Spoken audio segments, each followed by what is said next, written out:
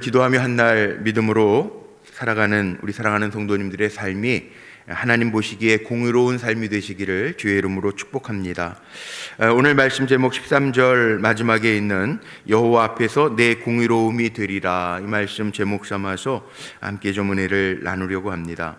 지금 신명기 뒷부분에 가면서 사람들과의 관계 속에 우리가 어떻게 행해야 되는가에 대한 규례들이 나오고 있습니다. 오늘 이 신명기 24장의 말씀 보면 약한 자, 약자들에 대한 규례가 쭉 나오고 있죠.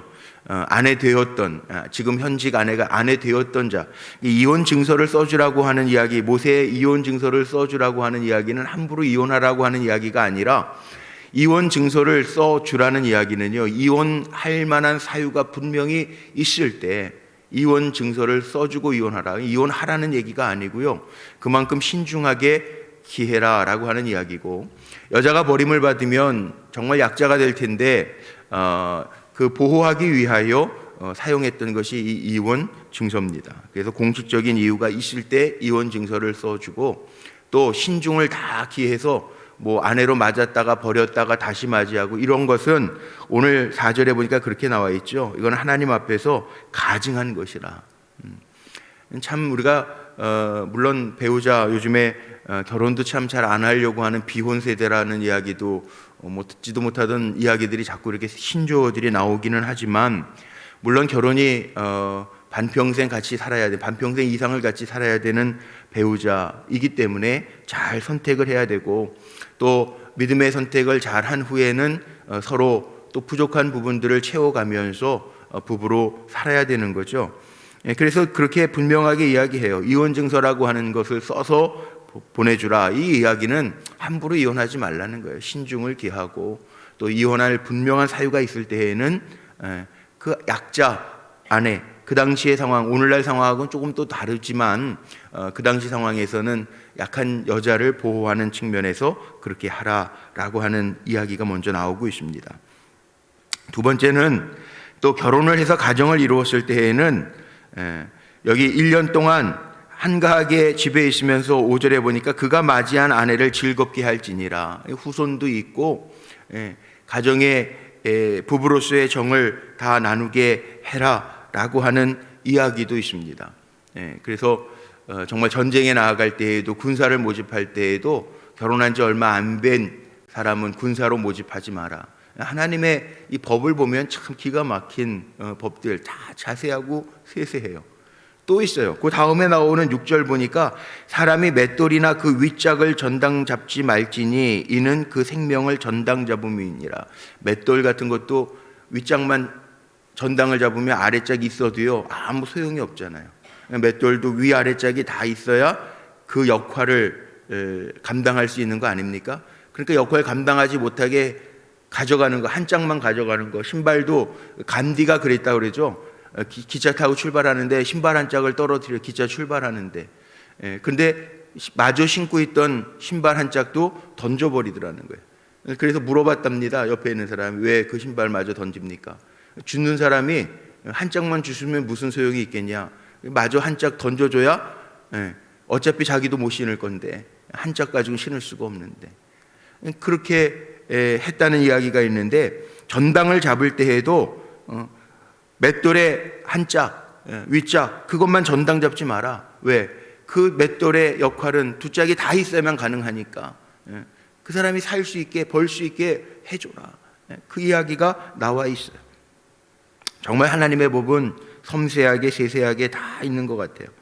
그 다음에 또 7절에 보니까 이건 유괴죠, 유괴. 사람이 자기 형제 곧 이스라엘 자손 중 한 사람을 유인하여 종으로 삼거나 판 것이 발견되면 그 유인한 자를 죽일지니 이같이 하여 너희 중에서 악을 지할지니라.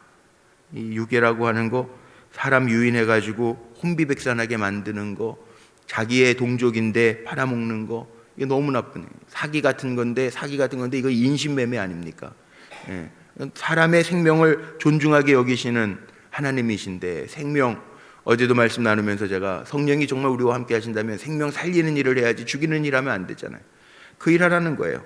이건 악한 거라는 거죠. 사람을 인신매매, 사람을 파는 거, 속이는 거, 유괴하는 거, 이거 하나님 기뻐하시지 않는 그건 큰 죄라고 하는 것을 분명하게 이야기하고 있습니다. 자, 그 다음에 나오는 거 보세요. 그 다음에 나오는 것들, 우리가 나병, 하나님이 주시는 병들이라고 그래서 베노라는 영화 같은 거 보면 나병이나 뭐 이런 병들은 하나님 앞에 저주받아서 생긴 병이다. 미리암을 예를 드는데, 우리가 하나님의 백성으로서 늘 정결하고 깨끗하게 살아야 된다라고 하는 것을 보여주고요. 또 10절서부터 보니까 내 이웃에게 무엇을 구워줄 때 너는 그의 집에 들어가서 전당물을 취하지 말고, 가장 좋은 게 뭐지?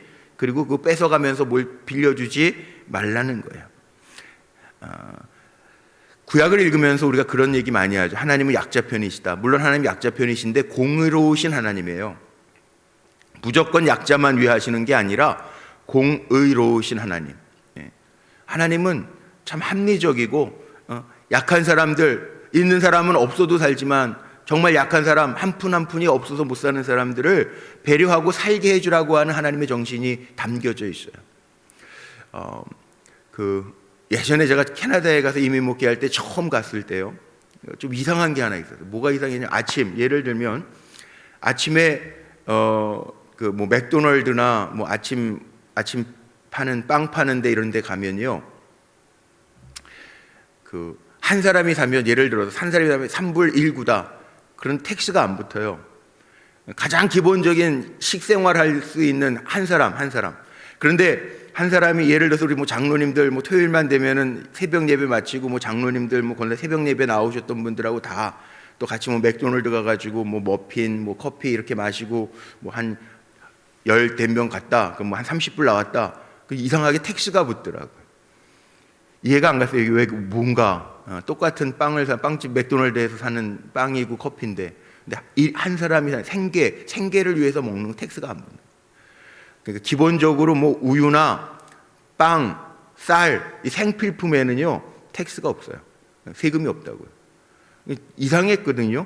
나중에 얘기를 들어보니까 이게 생계에 관계된 거, 그리고 또 한 사람 뭐 이렇게 여유가 있어가지고 남 사주는 거는 뭐 그 택스 붙어봐야 뭐 한 2불 정도 붙는 건데, 그 여유가 있어서 남하고 나눌 수 있는 거는 택스를 내는데요, 세금을 내는데, 혼자 먹는, 한 사람 먹는 정말 기본기, 어려운 사람들 그렇게 먹는 사람들 있잖아요. 안 붙어요. 야, 이 정신이 참 좋네. 그랬던 적이 있는데, 그런 거죠. 하나님의 정신인, 하나님의 법정신이라는 게 그런 거예요. 여기 나와 있는 게 그게 다 그런 거예요. 12절도 보세요. 그가 가난한 자이면 너는 그의 전당물을 가지고 자지 말고. 그거밖에 없는데 그거 전당물 잡아놓으면 안 되고, 전당물을 잡았으면 반드시 자기 전에, 다시 밤이 되어서 지나기 전에 돌려주라는 거예요. 돌려줘야 그 사람은 그 옷을 입고 잔다. 야, 하나님의 정신을 보면요 기가 막히죠. 또 14절 한번 보세요. 곤궁하고 비난한 품꾼은 너희 형제든지 내 땅 성문 안에 우거하던 객이든지 그를 학대하지 말고. 곤궁하고 비난한 품꾼, 하루하루 먹고 살아야 될 품꾼, 거기 학대하지 말고, 무시하지 말고. 생명은 다 똑같은 생명이지, 뭐 비난하다고, 곤궁하다고 학대받아야 할 생명은 없다는 거죠. 또 15절, 그 품삯을 당일에 주고 해진 후까지 미루지 말라. 한 끼 벌어서 하루를 사는데 그거 미루지 말라는 거예요. 그 품삯을 간절히 바람이라. 그 품삯 바라보면서 열심히 일하는데 그렇게 하지 마라. 그래서 만약 그렇게 하면 그가 너를 여호와께 호소하지 않게 하라. 그 얼마나 간절한 마음으로 일하는 사람은 내 자기 품삯을 위해서 기도하겠습니까? 그러니까 그거에 착취하지 말라고 하는 이야기가 담겨져 있죠. 형편을 잘 헤아리면서 살아라. 그래야 하나님 앞에 복될 것이다. 그 얘기를 하고 계시는 거예요. 이 하나님의 법을 읽으면서요, 이게 또 모세의 설교 가운데 나와 있는 신명기의 말씀들인데, 야, 하나님의 법 보면 정말 소중하게 여기는, 사람을 소중하게 여기고 생명을 소중하게 여기고 형편과 처지까지도 헤아려야 될 우리의 사명을 다시 보게 하죠. 우리 불꽃교회도 그렇고 우리 성도님들도 그렇고 살아가면서 어려울 때 우리가 더 가져야 될 마음이 이런 마음들이에요. 약자, 약한 사람, 돌봐야 될 사람들 잘 생각하면서 손을 펼 수 있는 것, 하나님의 기쁨이 되고 이게 복이 된다라고 하는 것을 잘 새기면서 우리가 봐야 될 말씀입니다. 그 다음에 여기 대표적인 가난한 사람, 약자들이 나오는데요, 17절부터 나온, 너는 객이나 고아 또 과부의 옷을 전당 잡지 마라. 객, 고아, 과부, 구약에 나오는 대표적인 약자들이 나그네, 그 다음에 고아, 이 과부, 버림받은 사람들이잖아요. 뭐 오늘처럼 나그네, 뭐 객, 여행객들, 여유가 있어가지고 여행 다니는 사람들이 아니고요, 떠돌이들이에요. 떠돌이들. 옛날 객이라고 하는 것은 다 약자들이에요. 그 약자들, 그거를 잘 돌보라는 거예요. 그러면서 오늘 중요한 단어가 하나 나오는데요, 뭐냐 하면 기억하라는 단어입니다. 18절에도 나오고 마지막 22절에도 나옵니다. 18절 한번 볼까요? 너는 애굽에서 종되었던 일과 내 하나님 여호와께서 너를 거기서 속량하신 것을 기억하라. 기억하라 나오죠. 또 22절 한번 보세요. 너는 애굽 땅에서 종되었던 것을 기억하라 나오죠. 이 기억하라. 이 기억하라고 하는 의미가 여러 가지 의미가 있는데, 오늘 이 신명기 24장에 나오는 기억하라라고 하는 의미는 퀴즈, 무슨 의미일까요? 무슨 의미로 기억해라 그러셨을까요? 올챙이 때 올챙이 쪽을 기억해라, 그거예요. 애굽에서 종되었던, 너희들도 종이었잖아. 너희들 힘들어가지고 나한테 매 탄식하고 그 고욕과 노역 속에서 울부짖었잖아. 그거 기억해. 그 말씀이에요. 약자들을 이야기하면서 하나님이 이스라엘 백성들에게, 하나님이 이제 이스라엘 백성 약속하신 대로 그들에게 복을 주어 살게 하실 터인데 기억하라는 거예요. 강남이 개발될 때 한국에 또 그때 한참 졸부라는 단어가 나왔죠. 졸부. 부동산으로 해서 부자가 된, 벼락부자가 된, 요즘엔 또 벼락거지라는 단어도 나오지만 벼락부자가 된 사람들. 졸부라는 말은 돈이 많은 사람 얘기하는 게 아니고 졸부, 물질은 많이 가졌는데 마음은 좁은 사람을 졸부라고 하지 않았습니까? 졸부. 그렇게 살지 말라는 거예요. 다 힘들고 어려웠던 적을 기억하면서 살아가라는 거예요. 함부로 하지 말라는 거예요. 나보다 없는 사람 같다고 무시하지 말라는 거예요. 가난한 사람이라고, 아픈 사람이라고 버리지 말라는 거예요. 여기 하나님의 법정신이 그렇게 담겨져요. 기억하라는 거예요. 두 번이나 반복해서 이야기하면서 애굽에서 종되었던 것, 두 번 다 똑같습니다. 애굽에서 종되었던 때를 기억하라는 거예요. 올챙이 쪽을 기억하라는 거예요. 늘 과거를 기억하지 못하면 안 됩니다. 목회하면서도 저도 마찬가지예요. 그런 거 있어요. 가장 저는 단양 지방에서 첫 목회를 했는데, 단양 지방이 충북 참 어려운 지역이에요. 산도 많고, 대한민국이 전체가 산이 많긴 하지만 첩첩산중이라고 그러죠. 처음 감리사님 인사 오라고 그래서 가가지고 기차 타고 내려가가지고 1월 첫 주였는데요. 토요일 날 내려갔는데, 감리사님이 읍내 교회 담임하시는 목사님이시니까 후배가 왔다고 또 처음 보는데 단양 읍내에서 불고기를 점심을 사주시더라고요. 야, 이렇게 처음 만난 전도사인데 이렇게 잘 대접을 해주지 너무 감사하죠. 불고기를 잘 먹고 봉고차를 태워가지고 이제 갑시다 그러고 데려가는데요. 와, 이게 제가 그 전방 입소도 해보고 다 해봤는데 첩첩 삼중을 들어가는 거예요. 아주 그냥 정말 바다 건너, 바다까지는 아니, 그 산 넘고 물 건너 막 첩첩 삼중으로 들어가.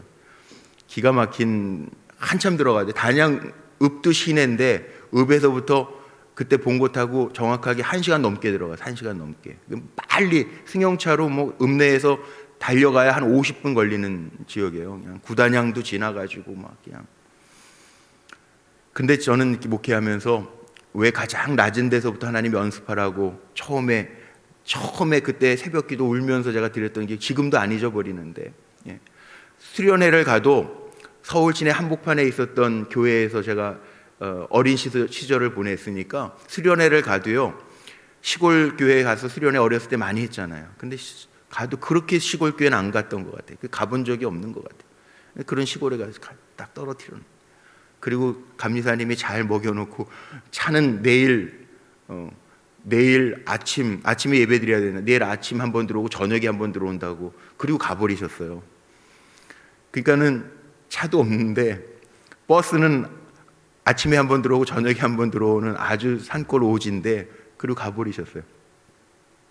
저녁에 돼서 집사님 두 분이 여자 집사님 두 분이 올라오시고, 그리고 처음 대면하고 인사하고 그랬는데, 불은 때 놨는데, 그때는 연탄 보일러도 아니고요, 이 군불 때는, 이게 뭐 91년도 얘기인데, 1991년도 얘기인데 지금부터 30년 전 얘기잖아요. 근데도 그 말이 안 되잖아요. 이게 연탄 떼는 것까지 이해를 하겠는데, 이거 장작 때는, 군불 때는 흙집이니까 말도 안 되는.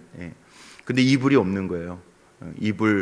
이불을 못 갖다 드리대. 남편들이 교회를 안 다니기 때문에 이불을 드릴 수가 없네요. 그 옷 입고 그냥 007 가방 비고 제 아내하고 같이 첫날을 그렇게 자고, 주일날 새벽에 새벽기도 하는데 눈물밖에 안 나오더라고요. 그래서 군불도요, 계속 가는 게 아니라 시간 지나면 꺼지잖아요.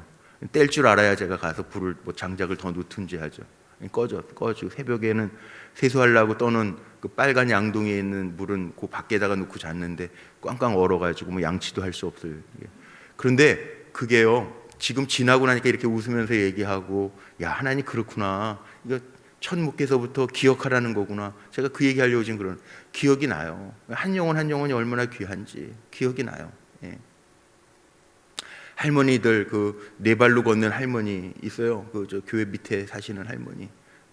그 할머니는 저를 참 좋아하셨는데 교회에 못 오세요. 왜냐하면 자기는 100일을 불공들여 가지고 아들을 낳은 사람이기 때문에 교회에 있으면 자기 큰일 날 것 같다고 못 오시는 할머니예요.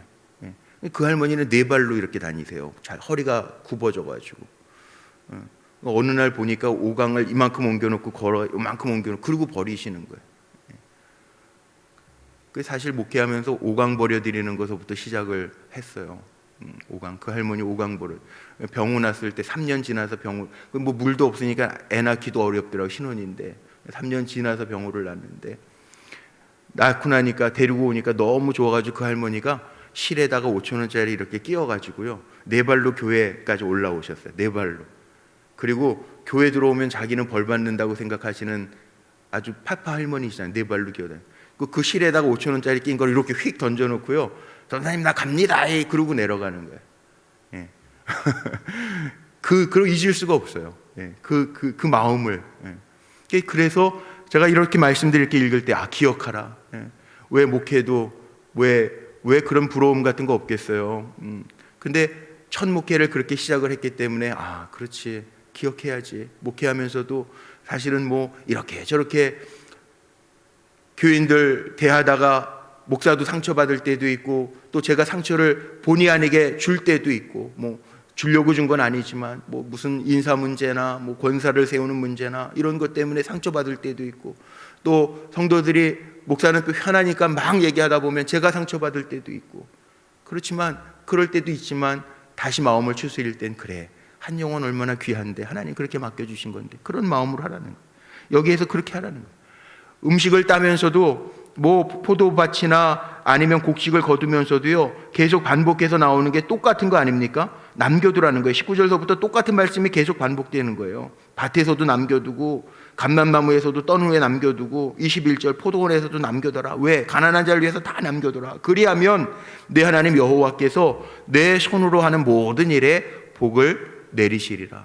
오늘 결론이 그겁니다. 우린 기억하고 그런 마음으로 살아가면 복 주시는 분은 하나님, 기억하시는 분은 하나님, 아시는 분은 하나님이니까 그렇게 살아라. 그런 관계를 가지고 살아라. 생명 귀하게 여기고 살아라. 어려운 사람들 손을 펴서 도와주면서 살아라. 그리하면 내게 복을 주시리라. 하나님의 약속이에요. 오늘 이 신명기의 약속 말씀 잘 마음속에 새기고, 사실 사람들 다 보면요, 뭐 장단점은 다 있을 수 있겠지만 우리가 결론은 그거 아닙니까? 다 하나님의 백성이고 우리가 주 안에서 한 형제와 자매잖아요. 아닙니까? 나하고 마음 맞는 사람만 형제고 자매예요? 나하고 마음 맞는 사람만, 나한테 잘해주는 사람만 하나님의 백성이에요? 아니잖아요. 다 사람이 장단점은 다 있어요. 누구에게나. 장점이 있으면 단점도 있고 단점이 있으면 장점도 있어요. 그런데 우린 좋은 면 보면서 우리가 한 형제 자매. 우리가 하나님의 백성이고 다 한 형제요 자매다, 그런 마음으로 살아갈 때 하나님 복 주신다는 거예요. 나하고 마음 맞는 사람만 하나님의 형제고 자녀가 아니고, 나하고 마음 맞는 사람하고만 지내는 것 하나님 기뻐하시지 않는다는 거예요. 우리가 돌봐야 될 사명도 있고 또 세워야 될 사명도 있고, 그 사명 잘 감당하면서 살아라 라고 하는 이 약자 보호의 규례, 오늘 나와 있는 거 마음에 잘 담고 그렇게 살아가는 저와 여러분 모두가 되시기를 주님의 이름으로 축복합니다. 기도하시겠습니다.